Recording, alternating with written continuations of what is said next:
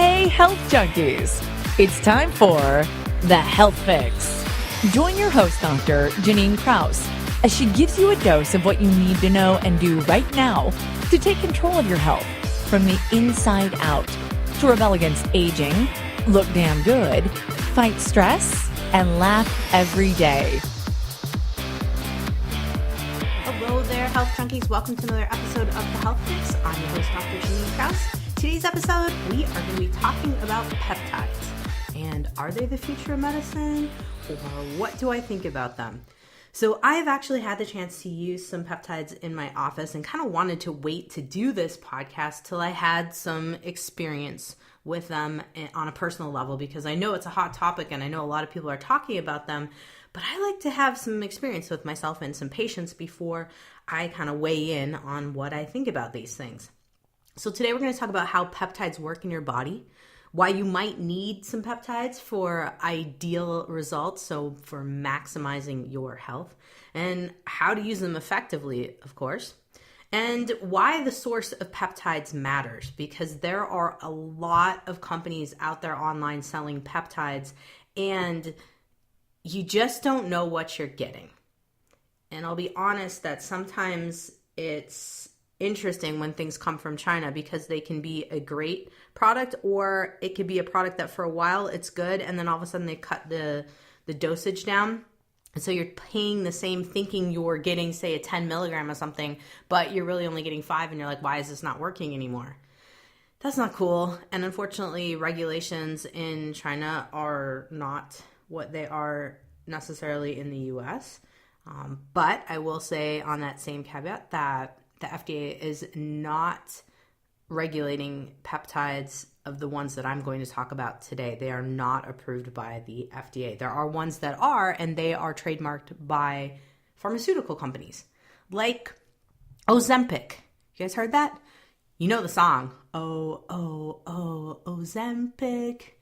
You know, I'm like jamming to it. Sometimes I get it stuck in my head, and that's pretty sad because I'm a naturopathic doctor singing a song about a pharmaceutical medication. But Ozempic is a peptide. It really works to signal insulin production in the body. So it's kind of cool. It's for diabetes, type 2 in particular. And then Lupron is another really popular peptide that stimulates gonadotropin releasing hormone. Now, what the heck is gonadotropin releasing hormone? It is a stimulator of our sex hormones. So there you have two pharmaceutical peptides that you may or may not have heard of. Now, what the heck is a peptide? The FDA considers a peptide any polymer composed of 40 or fewer amino acids. Now, I've heard on average peptides can be up to 50 amino acids long, but in this case, let's go with what the FDA says, since they're kind of the regulating body. And you know that I'm sometimes in and out with the FDA. But in this case, just for congruency, we'll go with that. So what are these peptides? What do they do? So they're signaling molecules for the body. They literally tell the body what to do. If you put a bunch of peptides together, you would get a protein. So they're like smaller proteins, like baby proteins. And interestingly enough, there's a lot of research going on right now on peptides. At one point, I heard over 500 trials. I believe that was Jean-Francois Tremblay, who is a guru in the peptide world in Montreal. And so there's a lot going on in this peptide world. So it's something that we should pay attention to.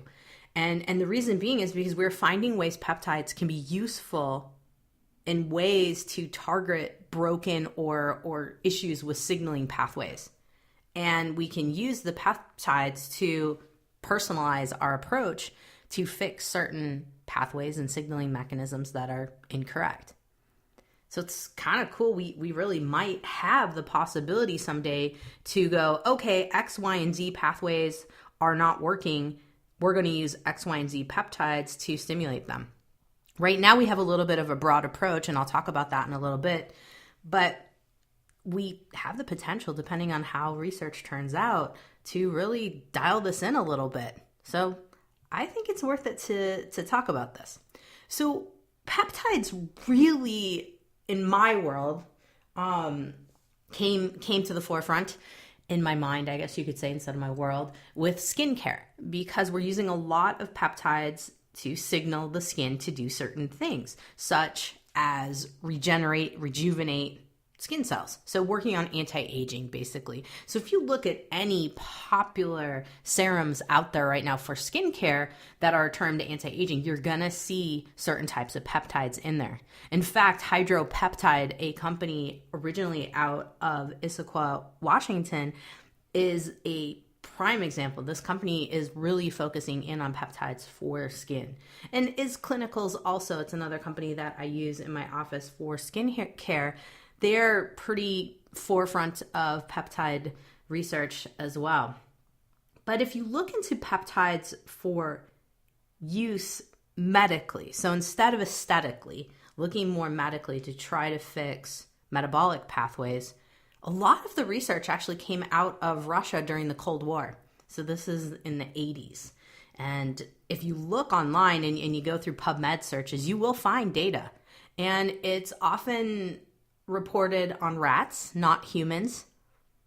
There was a podcast that I listened to with Jean-Francois Tremblay and Ben Greenfield, and Jean-Francois was talking a lot about how this research was actually probably done on humans first, then had to be done on rats to pass inspection in terms of a true research study. So I find that a little interesting. So something to think about there. Normally it's the reverse for us. We study rats first, then do humans. But nevertheless, a lot of the cool research is going to be dating back to the 80s. So it's kind of old school. And then you'll notice that there's a rejuvenation of peptide research somewhere around 2010, 2012-ish, and then up into 2015, you have a lot of reviews. And then now you're starting to see more dialed in peptide research. So it's kind of cool to see the evolution of this kind of medicine. Now, for skincare, we put peptides on our skin. So serums is how we are using this. But in terms of medical use, meaning for getting a reaction in a certain pathway, we're actually injecting peptides, or we are using them orally or in a type of foam type of pattern. Now, there are some topicals as well, too, just like the skincare ones. And most of the topical ones are going to be for boosting skin growth. Regenerating skin or tissue, or working on hair growth. So things to think about in terms of administration. But the biggest issue with these peptides is that the gut can cause some problems. Why? Because peptides being small proteins, we can break them down as if we're eating a protein.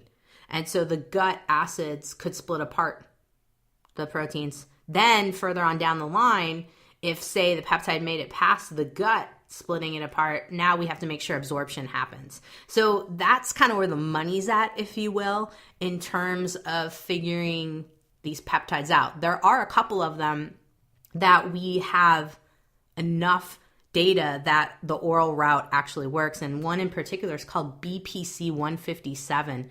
It's Body Protein Complex 157. It is quite amazing for leaky gut and injury recovery. And I do use it in my office. I'm going to talk a little bit about it in a few. But I wanted to mention that one of the cons, if you will, of peptides is taking it orally.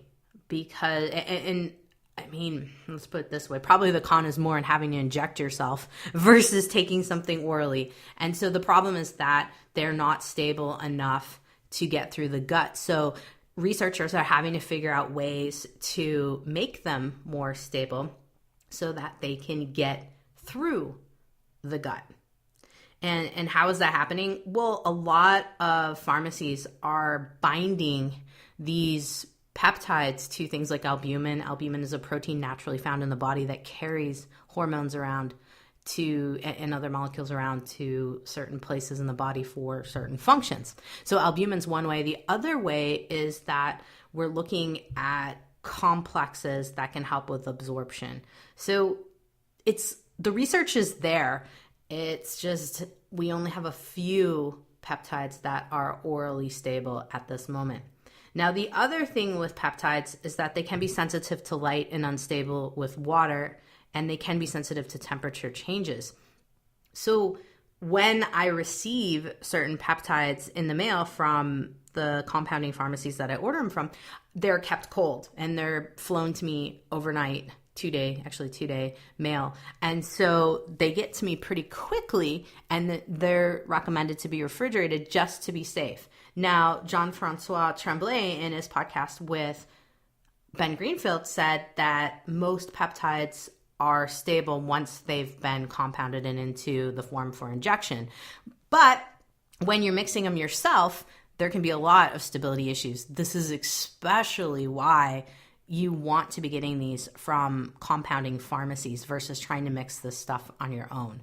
If you are not a chemist, you're not a pharmacist, I don't recommend it. There can be some serious issues with your mixing. And I know that there's lots of protocols online on how to mix and create these peptides and how to buy the raw materials to put them together. But I strongly advise not doing that because I think there's a lot of issues with stability. I think there's a lot of issues with getting the right dosage.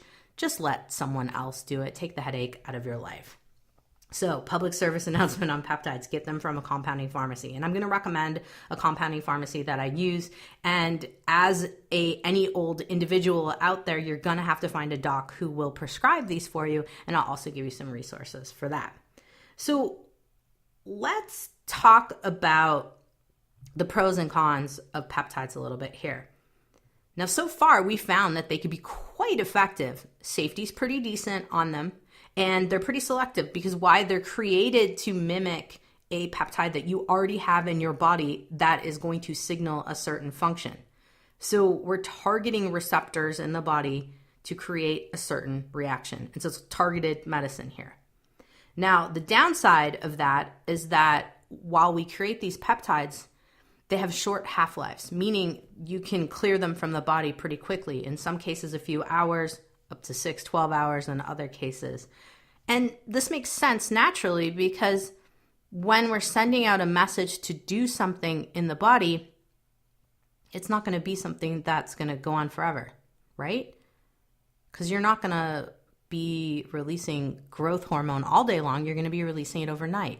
You're not going to be stimulating insulin all the time because you would have really low blood sugar levels. And so the idea here is that naturally, the half-life and fast elimination of these peptides should happen. And if we're manipulating them and the pathways, we have to think about that. How long should we make these things stable for and useful for in the body? What are the parameters? That's something to be determined at this point. Right now, we know how long they can last, so we can kind of target when you should dose something and how frequent.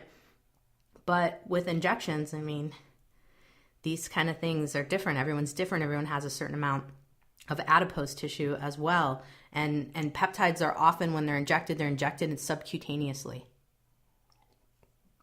The difference is if they're injected over a injury, that's where you're going to be different. Otherwise, all of the standard peptides, such as the ones that are going to affect your metabolism, the ones that are going to affect your growth hormone release, that's all going to be subcutaneously. Whereas if you're looking at BPC 157, so this is body complex protein 157, you're going to be injecting it right into or just above the site of your injury. So things to think about there in terms of the pros and cons. One more con that I would say here is that there is a possibility for an immune system cross-reaction with these peptides, kind of like the same response you might get if you have type A blood, but you get type B blood in a blood transfer. So that is a possibility. There's not a lot of talk about that. I haven't seen it out there in terms of actual documented cases. There may be that, and I just didn't find them, but it is something that folks are talking about in terms of a concern. So there you have it on the pros and cons. Now, I had already mentioned one of the cons in terms of don't buy online from Chinese labs. And you might not even know it's a Chinese lab, but if it's coming through like Alibaba or one of those resources, and really to be able to get peptides cost effectively, If you're going the cheap route, it's going to come from China. Otherwise, all US sources in terms of compounding pharmacies, it's expensive. And that would be another con to this type of medicine. Your average treatment is going to be anywhere between $100 to $500 up to $1,000 for certain protocols because these injections of peptides are expensive. And it's something to think about. It's not like popping a supplement that's cost $20, $40. But if you look at all of your supplements adding up and how much you spend over the month, you might actually be close to $300 a month. Some people I know are at that. And with peptides, you can cycle them in terms of give yourself enough for 6 months, stop, then do another round, so like 2-3 times a year. That may be worth it too versus having to take supplements every single day. So another thing that you want to weigh out. Now, of course, I was mentioning how do you get peptides earlier. And yes, we already hopefully have it in your head that you need to get them from a compounding pharmacy. You can't just walk into a compounding pharmacy and say, hey, I want some peptides.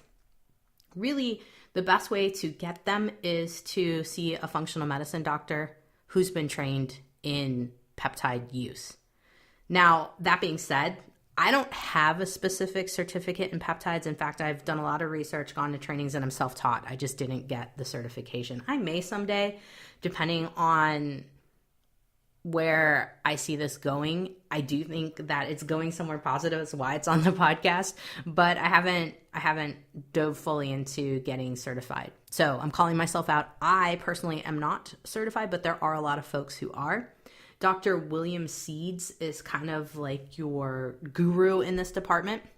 And he provides classes through A4M. And so that's the American Anti-Aging Medicine Society. And these guys have, I shouldn't say society, it's a group.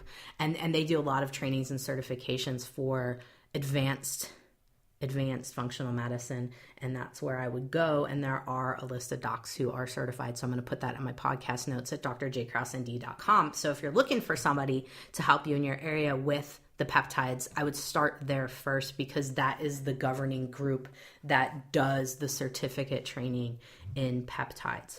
So check them out. Now, in terms of online peptides, there's only one company, Dr. Seeds. So that's Dr. William Seeds, the guru in peptides. He has a website, drseeds.com, and he has BPC, so body protein complex 157. He does have that in oral capsules online. So I would say that would be the one spot that I would trust that source. Otherwise, if you're doing injectables, get them from a compounding pharmacy and make sure that you've got a functional medicine doctor that can help you with figuring out what you need.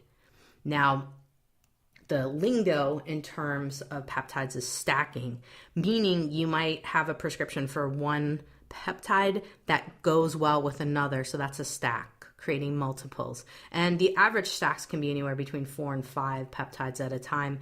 I typically am kind of doing 2 at a time just to see how people do. I don't go into injecting anything into the body lightly. So there you have it. Now, because my practice is pretty heavy with pain management, I do a lot of acupuncture therapy and work backwards, basically figuring out, okay, if you've got pain, what else is dysregulated in your body? How can I get your body to run optimally? And I don't believe that I can just treat pain, but not treat the whole body. You can't, it's not possible. So with folks that have pain and are in injury recovery states, so say they've hurt themselves either on the job or in a sport, I am using injections of body protein complex BPC 157 and oral BPC 157. So I use both of them at the same time. We will inject at the site of injury as long as it's not a joint, because in my scope of practice, I can't inject into joints, but things like Achilles tendon tears, tendinopathies, so that's tendonitis of elbows, things of that nature, I can inject right into those tendons and get those guys along the way for healing. What does body protective complex 157 do? It boosts cell division. It can last up to 6 hours and then the effect stops. So this is why someone who has injured themselves needs to inject frequently. And so coming into my office daily or weekly, depending on the dosage that we're using and what their abilities are, and taking it orally. The oral kind of covers the basis here. Now, I've had people where I do these injections once a week just because, one, we can't get them in, but if they can get a boost for 6 hours on their healing, that's a jump start, right? So I don't think it's wasted. But I would say in a perfect world, it'd be great if I could give somebody the vial and syringe and have them inject daily to help boost healing in that area. And I do have some patients that come in daily once they've hurt themselves for at least a week for us to prime the system to heal up. I have not gone into more than a week on it because it gets cumbersome for schedules and things of that nature. So I'll just be honest with you there. So something to think about with the body protective complex, this is a big deal in terms of leaky gut. I have found in myself and other patients that have taken it for leaky gut, their gut health improves. Bloating goes down. They seem to be able to tolerate more foods. Things such as carbohydrates get easier to digest. So the belly gets flatter. It's not so bloated. It's quite nice. So this is something that I do highly recommend for anyone that's struggling with just a wonky gut and wants to just see if you can improve things, or someone who has multiple food sensitivities. I haven't officially introduced it into every single patient with food sensitivities because I will admit that a protocol with this can be quite expensive. BPC 157 in capsules is about $2.50 or more in terms of dollars, $2.50 or more a capsule. And if you're going to be taking it every single day, and typically I will have people do about 6-8 weeks of this, if not 12 weeks, depending on how their system is. It could run you up to $350 for a 3-month supply. But, if you're not having to take multiple supplements, and this is the one thing versus the L-glutamine versus the licorice root, etc., it could go a long way. I am combining it personally with Megaspore and BPC 157. Megaspore is a spore-based probiotic, just FYI out there if you're wondering what I'm combining. I do those together. And so far seems to be pretty good. I have a patient who is combining IgG, so Mega IgG, which is a complex that helps with endotoxin neutralization. So if you're having bugs dying and you get that reaction, that's one thing to consider. So helping with the immune system of the gut as well. So there's lots of different ways that you can combine this. It all kind of depends on what your main symptoms are. But if you're thinking, okay, I have a lot of food sensitivities, my nose is running, I'm pretty stuffy, and I've got bloating and gas and it's out of control, try some BPC 157. I will say that in myself and another patient, when we first started it, the first week, there was a cleaning out effect. So it increased bowel movements for the first week. So I will warn you that that will happen. And I haven't heard any constipation, but you will have some increased bowel movements. So if you want a good clean out and you want to fix your leaky gut, consider this. And keep in mind that you don't have to get this from a compounding pharmacy. You can get it from Dr. Seeds. This is Dr. William Seeds. He's the orthopedic surgeon and peptide guru I was talking about earlier, who does the trainings for the A4M group. And his BPC 157, I think, is like $50, $45-$50. So it's not bad compared to the compounding version. So something to think about. I actually think I'm going to be doing this for my gut lining maintenance every 2 to 3 months. And every 2 to 3 months, I will do probiotics. Every 2 to 3 months, I used to do L-glutamine, licorice root, and just kind of do a gut lining repair. I think I'm going to do this instead and see how I do. So one side note about Dr. Seeds, he works with the Olympic Training Center in Geneva, Ohio, and he's the consulting doc for the Dancing with the Stars group. So he's a big deal. He's not just some random person like me. He's got a lot of stuff behind him. His resume is quite impressive. So this peptide business is not a fly-by-night type of medicine. This is some big deal folks that are utilizing this.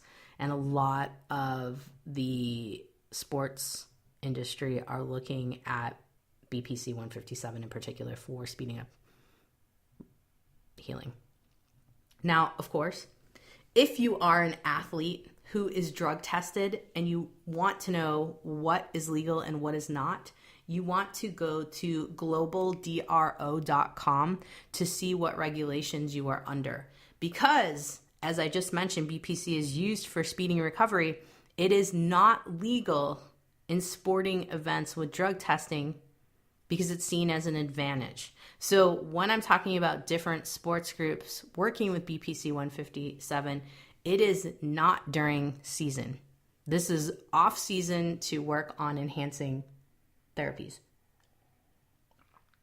and healing injuries. So there's no cheating happening while the sport is in season. So there you have it.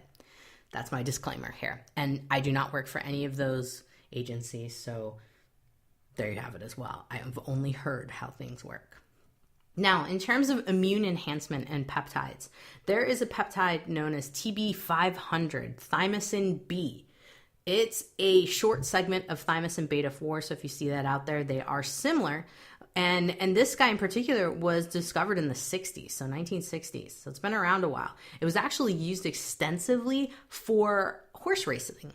So horse races, the horses who were having injuries needed something to boost their recovery and prevent inflammation, and in particular adhesions that horses get. And so this thymosin B was, and is still today, a big deal. And it speeds up healing. It's also seen as a quick-acting immune modulator. And so it can be used for folks who have chronic inflammation, Lyme, fibromyalgia, things of that nature. It's also coined as an adrenal adaptogen. So when someone's stressed out and they have more inflammation, TB500 is supposed to help regulate that. Now, I have not used TB500. I find it really intriguing because as an adrenal adaptogen, I know that a lot of herbs that I use to try to help balance our fight or flight system take a long time to work. If this works faster, I would absolutely love to use this instead. In fact, it's been found to speed wound healing versus using prednisone in flare-ups. And I have quite a few patients who have some interesting skin conditions that we have to use prednisone to shut down their immune system response in terms of overinflammation. I'd be curious if this would work for them. I may consider it for them, and if I do, I will definitely do a podcast on it to talk about it. But TB500 has been found to be an endurance booster. It increases muscle strength, speeds wound healing, decreases chronic pain and inflammation, and also has an effect on hair growth. Now, it has a half-life of 12 hours, so it's out of your blood in 12 hours, but when you inject it, the lasting effects can last up to 10 to 15 days. So that's kind of cool. You can get away with probably less injections on this guy. Now, different podcasts that I've listened to with different docs, a lot of docs are using TB500. It sounds like it is a very popular one out there. So something to consider. Now, there's also something known as thymosin alpha. And thymosin alpha has been shown to also help with regulation of the immune system. And it's a natural circulating hormone peptide that we have mimicked in terms of a synthetic form. And this guy has been bound to albumin to help carry it through the body. And it also can bind to hyaluronic acid. This one is typically injected into the subcutaneous tissue in the abdomen, and it's also something that tailor-made compounding, so the pharmacy that I use in Kentucky does this as well, and I'm kind of curious about this guy too for my folks with the chronic flare-ups of skincare lesions. So that might be another one I try out and see what happens. So perhaps I try TB500 and perhaps we try thymosin A, maybe do a cycle of those and see what happens. Now, another big one of the peptides that I actually use on myself is a combination of something called ipamorelin and CJC1295. Now, these two guys work together to stimulate growth hormone production. Now, I had a patient who came to me and wanted to try growth hormone. And because there's way too much controversy and way too many side effects of just using straight growth hormone, never mind the fact that the FDA will come after you if you use it, I was like, okay, there's got to be a way to get around it. And so I found the ipamorelin and I found the CJC 1295. I wouldn't let her try it before I tried it. I am a experimental one always. I won't let my patients try anything that I haven't put myself through first just to see what it's like. So I have done this one for 8 weeks so far, and I'm finding that it's quite nice. It does help me to recover from exercise. I actually really sleep well with it too. And besides having to inject myself in the abdomen each night, it's not so bad. Now, mental clarity is expected at week 3. Skin elasticity is supposed to improve at week 4. And by week 6, you're supposed to see body composition change. I really did start to see some pretty good change right around week 6. And I'm still continuing to see change. Now, I do notice, though, if I get a little crazy and go on a little bit of a bender with some breads and some pizzas, because you know what, I'm human and I like those things too, even though I know that my body doesn't, I will see me starting to puff back up. So it doesn't inhibit things. You can't eat like crap and expect to keep injecting yourself in things to work. It is not magic. But if you're staying pretty good and you're kind of sticking to a 90-10 kind of plan, I think this guy really does help. And my patient who wanted to try it after I put myself through a full month of it, she actually has noticed a lot of change too. So I'm kind of thinking this guy's a winner. And so they work together to stimulate human growth hormone production, but they also have some really interesting components as they work on the pituitary gland. And the CJC 1295 in particular acts on the pituitary gland, which can increase protein synthesis. It's what actually helps with the exercise recovery. And of course, they both are going to work to decrease the body fat and support the immune system as well, because the pituitary gland can work on that. So I like the combination of the two of these. It's recommended for 3 to 6 month usage. I'm going to see where I'm at the 3 month, and then at 6 months, at 3 months, I'll decide if I'm going to go straight for 6 months. I'm also going to see what my patient has to say about it. And I'm using the ipamorelin and the CJC along with BPC 157. So that's my stack of those 3 together. And we'll see. So stay tuned. I will let you know how those go. So far, both my patient and I are liking the results. So I don't know. Just keep in mind that it's not magical, though. You really do have to watch what you're eating. You have to be working out. You can't just sit on your couch and do nothing and eat bonbons. It's not going to help. So there you have it. Now, longevity hormone regulation components. So longevity and hormone components. There's a lot of talk about apitolone or apitolon. It's based on epithalamin, which is released from your pineal gland. And it was made first in Russia by Vladimir Kavinsin, perhaps is how you say that. He is a professor and gerontologist. He's out of St. Petersburg, Russia, and he is the director of St. Petersburg Institute of Bioregulation. That sounds kind of fun. So he is considering the apitolon as a adaptogenic peptide. So when we think of herbs like astragalus, we think of herbs like ashwagandha, holy basil, Siberian ginseng, rhodiola. These are all adaptogenic herbs that take a little time to work.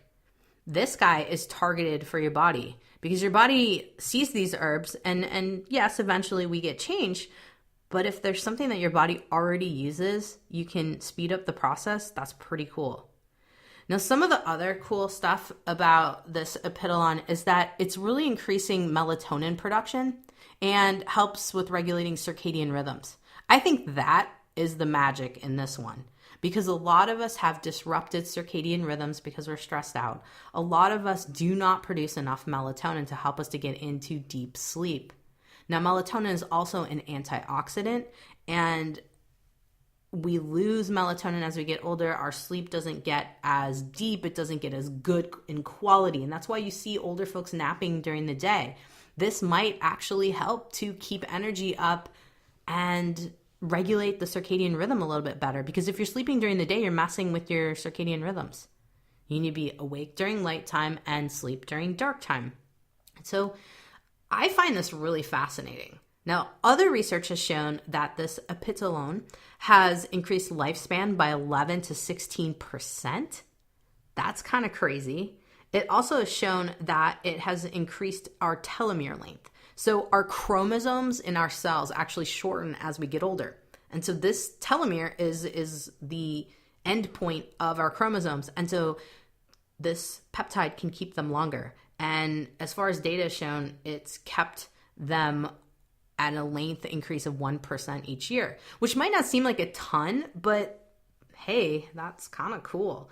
And so this is data from Montreal coming out of Jean-Francois Tremblay's work. So something to think about there. Another random cool side effect of this apitolone is 90% retinal function improvement. So it's preventing retinal cells from degrading. And so the retina's in your eye. So what happens as you get older? Your eyes get worse.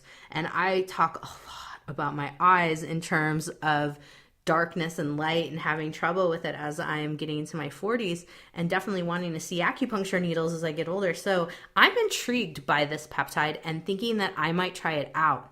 The cool part about this one that Jean-Francois Tremblay mentioned is that you can cycle it 2 to 3 times a year, and you can do an injection into your subcutaneous tissue in your abdomen for about 20 days, and you can replenish your body's stores, then wait, say 6 months, and you can do it twice a year. Or you could divide it out kind of, into a third of the year each time. So something to think about. I think that this is probably better for older folks, possibly those who are chronically ill, possibly folks who are really stressed out. I probably wouldn't be trying to hit this guy up when I was 20, but now that I'm in my 40s, I think, that could be something to think about. Definitely in your 50s, 60s for sure. Now, there's another peptide out there known as Huminin, and that's an anti-aging peptide as well.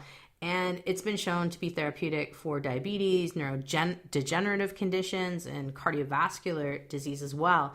And it's even found to protect against chemotherapy. And so I don't have a lot of data on Huminin, but I do find it interesting. So we'll keep an eye on that guy. Now, another big area of peptides is helping with mental focus. And there's quite a few out there. In particular, the most popular one, I think at this moment, is Semax, S-E-M-A-X. It is an analog to the protein adrenocorticotropic hormone. So it has a lot of receptors in the body and a lot of responses in terms of hormone regulation. So Semax is delivered intranasally. And the majority of the research right now on it is Russian research. And this guy is used to treat the side effects of strokes and brain injuries. But we need to deliver it nasally to get the nerves to be affected because it has low absorption rates. And what you get in nasally can cross the blood-brain barrier. And so this is why you're spraying it nasally, because you want to target your brain tissue. Now, you can inject it. You won't inject it into your nose, though. Just so that we clarify that. I made it sound a little scary there. But it can restore nerves in your body. So you just have to think about what are you treating in this case. But in the US, it's used to work on cognitive enhancement. And so it's known as a nootropic. And in that case, it's typically used in form of a nasal spray. So keep an eye on that guy. I really like the data that's coming out of Russia in terms of the strokes and brain injuries. And it's used there quite commonly to work on treating these things. So I think we could really learn something from these studies in terms of post-stroke care and preventative for strokes and things of that nature. Because, of course, as we know, the side effects of stroke can be pretty devastating with the paralysis and things of that nature. Now, another big area of peptides is mitochondrial repair. And MOTS-C is kind of the peptide du jour right now in this department. And it's an endocrine signaling peptide that mimics the messages coming from your mitochondria. So these are your little factories in every single one of your cells. And so it can regulate glucose metabolism and skeletal muscle insulin action. And so we've got a lot here in terms of it working very similarly to the drug metformin in terms of regulating glucose utilization. It also regulates mitochondrial and fatty acid metabolism and body weight. And the way they think that this is working is via the folate cycle. So any of you out there that have MTHFR mutations, MOTS-C may be able to help you and perhaps get things going. Perhaps you have mitochondrial fatigue, which is a cellular type of fatigue. This can be huge. And I'd be curious to use this guy along with magnesium, CoQ10, key B vitamins to see if that combination helps with enhancing mitochondrial function. Now, keep in mind, if you listen to any of my podcasts on fatigue, mitochondria are your factories. They're what produce energy in your body. And as you get older, they become less efficient at producing energy. So this could be a really big deal for helping you create and optimize your energy production.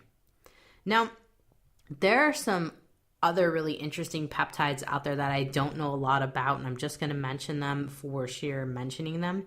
There's one called VIP. It's a nasal spray for mold toxicity. That's pretty cool, especially since treating mold toxicity is a tough way to go. So anyone out there that's dealing with mold toxicity, see if you can find a doc who is well-versed in VIP. I am not, but I'm mentioning it just so that you've heard about it. Now, in terms of hair loss, Zeanthymulin, GHKCU. These are foams that you can put onto the scalp to help induce hair growth. So these could be really good benefits. I have a lot of people that are frustrated with their hair loss and the common methods are not getting it to work for them. So this might be something to consider. Now, in terms of libido, melanotan's been out in the universe for a long time as a peptide utilized for giving you a tan, but also helping with your libido. But bremelanotide is kind of a newer guy on the market. It's known as PT141.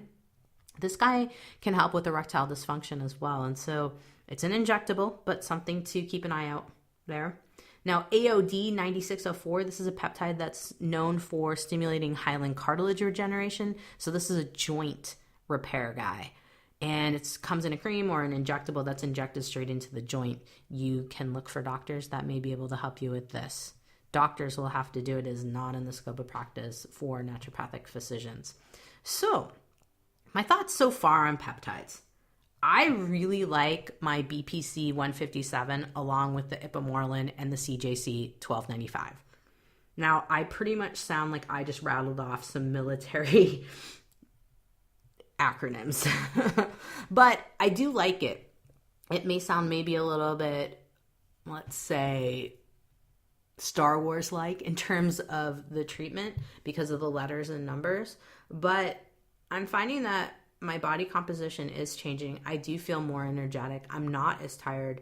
And sleep has been a long struggle for me over the years. And this is helping much better than the CBD was helping. So I gotta say that targeting peptides is something that I'm definitely going to keep my eye open for more research and more data and keep working on things for myself.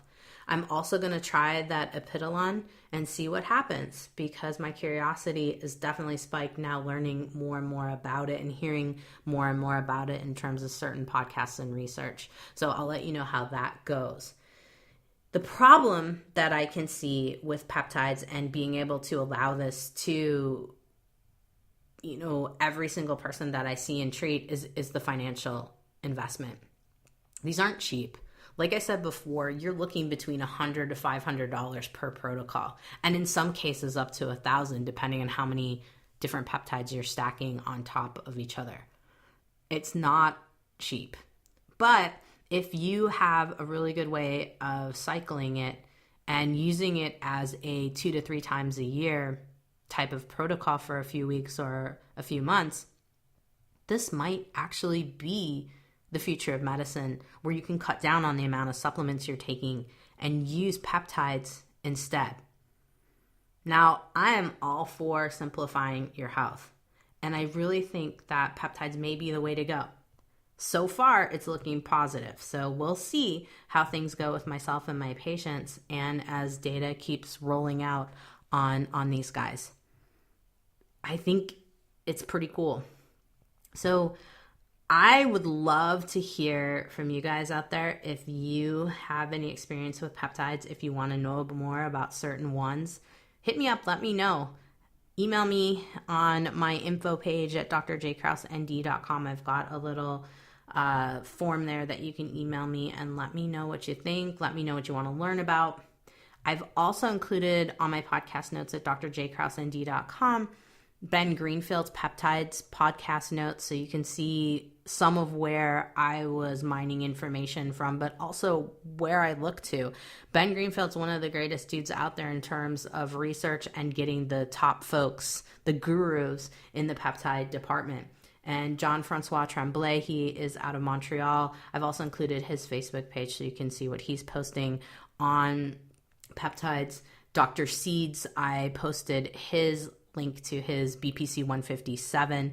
I also included a peptide therapeutics current status and future directions article so you can kind of see where things have come from and where they're headed. Granted, the article was published in 2015, so it's a little bit older. There's nothing as good as this one in terms of reviews that I've found to date. If anyone else finds something better, let me know.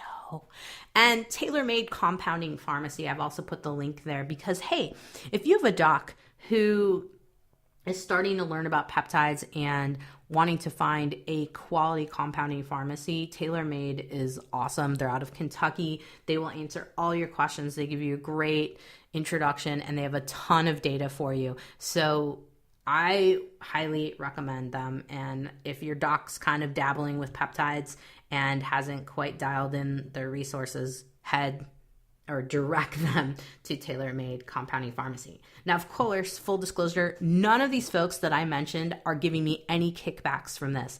I do not receive anything from anyone to talk about their products or services. So full disclosure, this is me giving you information that I know works and what I've seen work in my practice. And that's the way I like it right now, and gonna keep it that way. So nevertheless, you have survived another episode of The Health Fix. I'm your host, Dr. Janine Krause. Go out and have a great day, whatever you're doing. Hey everybody, Dr. Janine Krause here. If you liked what you heard today, then head over to drjkrausend.com to find my free resources and information to know when I post something new that's juicy that you might want to check out. Plus, head over to where you get your podcasts and like, subscribe, and write a review to help get the word out about me and help others at the same time to find me. It really does help, and I really appreciate all of your reviews.